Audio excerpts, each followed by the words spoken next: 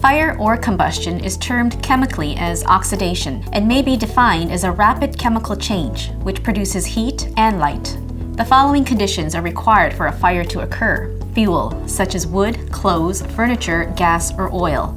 A source of ignition, oxygen.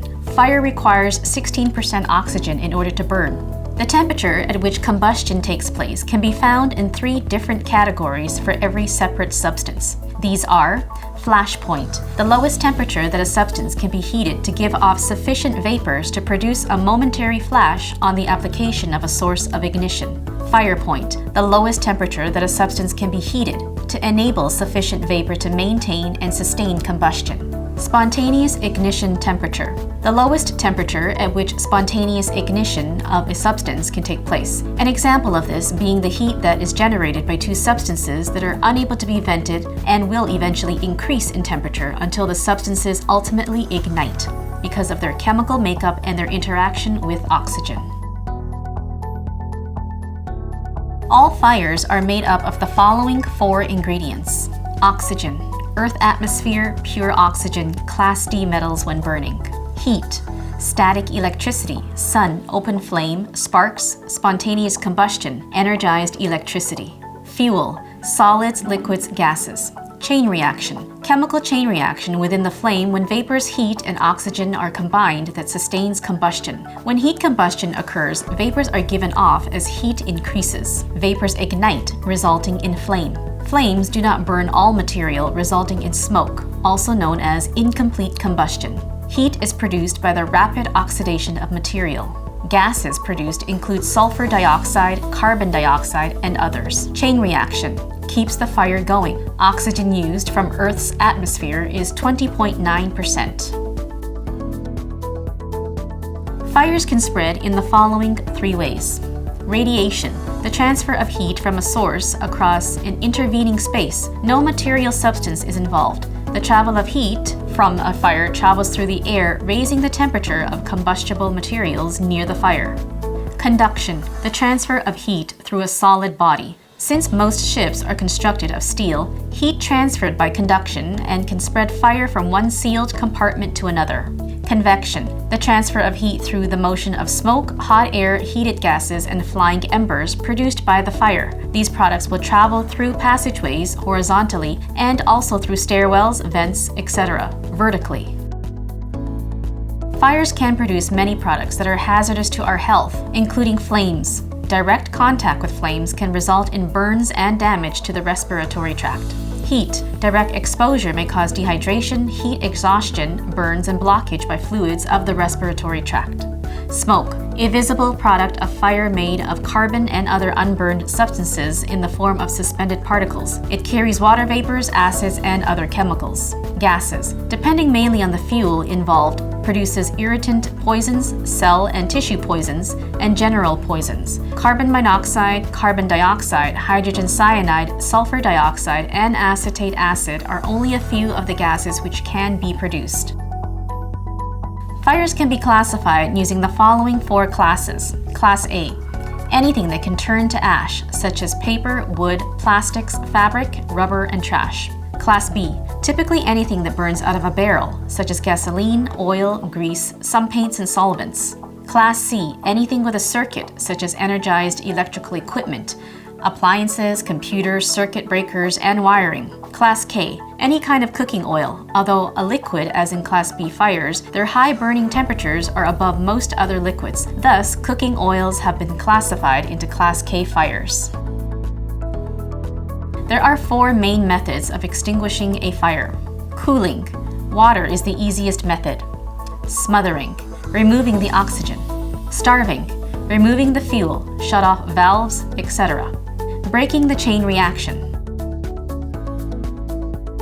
Fire extinguishers are indispensable tools for battling fires and are available in a few different varieties. Stored pressure extinguishers. The propellant gas, Nitrogen is usually mixed in with the extinguishing agent. A pressure gauge indicates whether the extinguisher requires servicing. Cartridge-operated extinguishers. The propellant gas, usually CO2, is a separate cartridge attached to the side of the extinguisher. To introduce it into the extinguisher, physical activation must be done. However, you cannot activate it until you are ready to use the extinguisher, since gas leakage is common.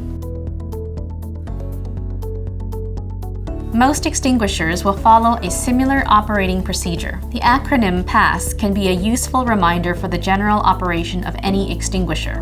P. Pull the pin. A. Aim the nozzle. S. Squeeze the trigger. S. Sweep the fire scene. Stored pressure extinguishers. Visually check the gauge. Remove the safety pin. Depress the trigger on the top while holding the extinguisher upright. Direct the flow of the agent in a sweeping motion at the base of the flames with the discharge hose held firmly in your other hand. Do not aim the nozzle upwards, but maintain a downward sweeping direction. Cartridge-operated extinguishers. Remove the safety pin. Strike down on the plunger to pressurize the extinguisher. The agent will exit through a hose with a nozzle, which must be squeezed. Spread the agent at the base of the flames in a sweeping motion. Carbon dioxide extinguishers. This extinguisher is filled under pressure and no gauge is fitted. You can determine the state of the extinguisher by using a liquid level indicator or by weighing it. Remove the safety pin, squeezing the neck-mounted trigger and spreading the gas by the insulated handle. Chemicals in powder form are known as dry chemical agents. They extinguish by interrupting flame and also have slight cooling and smothering qualities. Potassium bicarbonate. Potassium bicarbonate is also known as purple K. Potassium bicarbonate is very effective on Class B fires and has also been found to be safe and effective to use on Class C fires. It is not widely carried by merchant vessels due to its high cost. Vessels carry it for use on high-risk fuel fires on tankers and helicopter-carrying vessels. Monoammonium phosphate. This chemical is multi-purpose. The chemical base is ammonium salts, which break the chain reaction of a fire very effectively. This extinguishing agent is the most widely carried by vessels of all types. Sodium bicarbonate. Sodium bicarbonate is commonly known as the standard dry chemical extinguisher. It is effective on small Class A fires, but is also safe for Class B and Class C fires. Carbon dioxide. Carbon dioxide is chemically known as CO2 and is a liquid which, when released from the extinguisher, turns to a gas state. The flames will die due to lack of oxygen when the gas surrounds the fire. It can be used on small Class A and Class B fires. Carbon dioxide is very effective on Class C fires.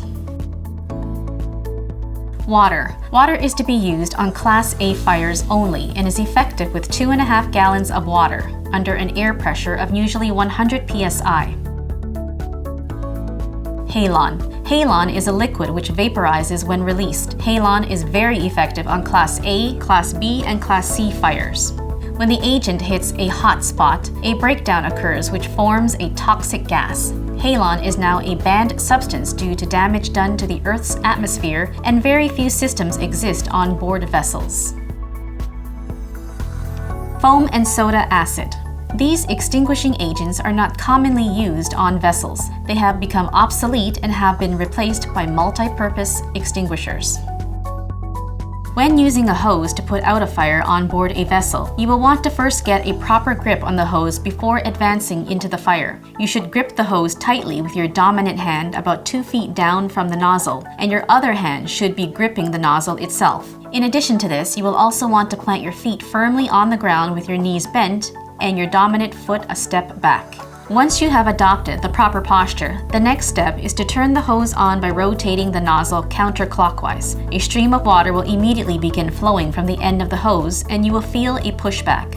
If you are standing correctly with your knees bent and foot a step back, this pushback should not be a problem and you will maintain control of the hose. You should always keep the hose parallel to the ground, almost as if you were holding a rifle. Any fire you are putting out will be on the ground, so aiming the hose and water stream in an upwards position is very inefficient. If you keep turning the hose counterclockwise, the water will begin to fan out into a fog pattern. You will want to do this first before advancing towards the fire, as this water fog will help form a shield between you and the heat of the flames. Once you are ready, you may begin advancing slowly, 1 foot in front of the other, in the direction of the fire before turning the hose back down to the regular stream of water. Never take your eyes off of the fire. If you need to back away, step backwards, slowly, 1 step at a time, always keeping your eyes on the fire and the hose parallel to the ground. The following safety rules should always be considered when faced with prospect of having to face a fire. First and foremost, on discovery of a fire, you must raise the alarm, regardless of its size. You must do this before you attack the fire. You should never pass in front of the fire to get an extinguisher. You should always test your extinguisher before you use it to ensure that it is operational. Always keep low to the deck. Use a sweeping motion with your extinguisher and aim at the base of the fire. Do not turn your back on a fire even when it has been extinguished. You should never use water or foam on an electrical fire. Water is a conductor of electricity and may result in severe electrical shock, even death. Water may make situations worse by spreading fire, as they are usually ineffective for flammable liquids. Beware of flashback situations. Always back up an attack by a portable extinguisher with a hose as soon as possible. Report the use of a portable extinguisher to your supervisor and do not return it part empty to its station. If crew members are to use the equipment provided on their ships to protect against disaster, they must be familiar with its location and its operation, the layout of the vessel, and the ship's emergency procedures. All crew members must be aware of the principles of survival in relation to shipboard emergencies. The principles embrace knowledge of theory of fire and fire prevention, regular training and drills, preparedness for any emergency, knowledge of escape routes, regular inspection and maintenance of fire detection equipment, firefighting equipment, shipboard life-saving equipment, and communications equipment.